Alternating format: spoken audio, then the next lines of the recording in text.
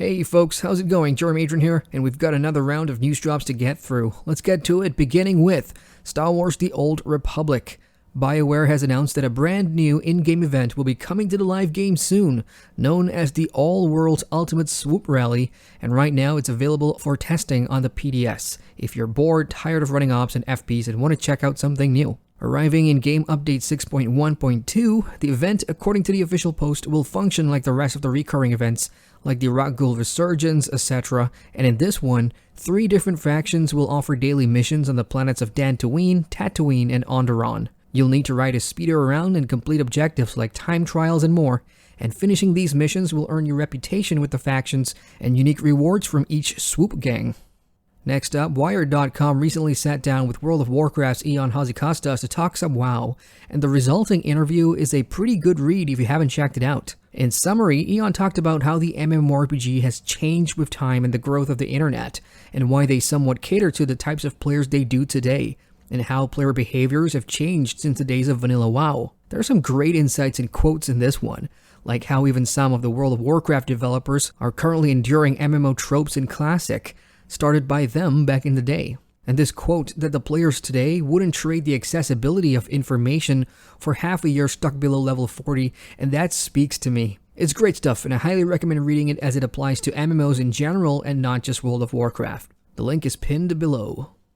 Moving on, a Kickstarter MMO has begun its closed beta test phase this week, and it is Book of Travels, a unique and artistic MMORPG that aims to put players through a beautiful online RPG social experience. One that is inspired by classic games which doesn't hold your hand, and allows you to roleplay without linear questing or plot-heavy story that restricts you. The world is living and ever-changing, and players grow by seeking knowledge of the land and of its resources, which benefits you when you're trading with other players.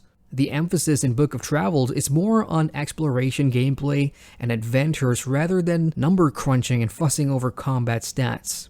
While you can no longer buy a Founder's Pack to enter the closed beta test right now, you can follow up on its development if you're interested by checking out the links down below. Now, if there's any Star Trek Online players here, Cryptic does have an update announced for the game in an official web post from about a week ago. So in case you missed it, the studio is making the rest of 2020 and part of 2021 the year of the Klingon. Players can expect a major multi-part Klingon storyline in-game, and can expect to see a lot of the older Klingon content be given overhauls and updates to make everything feel up to date. This includes new character models, environments, cutscenes, and ships. Check out the post, link below.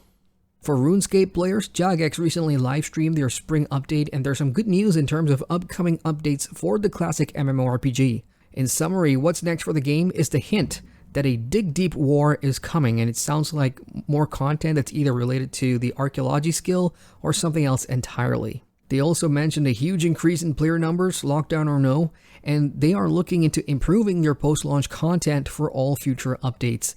The stream is about an hour long, but if you want the TLDW summary, I've got the Reddit link pinned below. In the mobile category, we do have a piece of news from Finnish studio DAZZLE Rocks, which has recently raised $6.8 million for a Minecraft-like MMO that will be playable on mobile phones. The official release states that it's being built on a custom engine that will play differently from most games on the platform, and the game itself is a true sandbox, focusing on social gameplay, with aesthetics being described as a mix of Minecraft and Animal Crossing, which they hope will appeal to both Eastern and Western markets. The game doesn't have a name at the moment, but it's on track for a beta test in the latter half of 2020. For the not-so-MMORPG section, we have news from Torchlight 3, formerly known as Torchlight Frontiers. If anyone's still interested in this now semi-online ARPG, the game has recently patched in a major skills overhaul to the closed beta version of the game this past Tuesday. The new change unlocks more skills per skill tier with the aim of giving classes more choices when it comes to builds. The classes affected are the Dusk Mage, Sharpshooter, Railmaster, and Forged. The patch notes are on Steam if you're looking for it. Now let's wrap up this news job with some industry news, shall we? Microsoft had its big Xbox Series X presentation a couple of days ago that showcased a list of third-party developers that are working on titles for this next-generation console.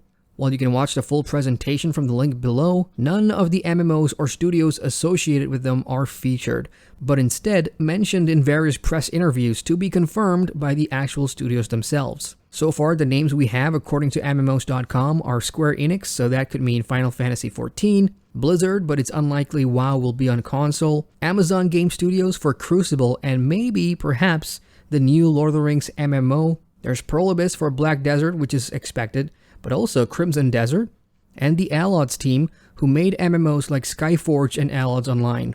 Some of the games on this list could very well be ported over to the next gen, so stay tuned.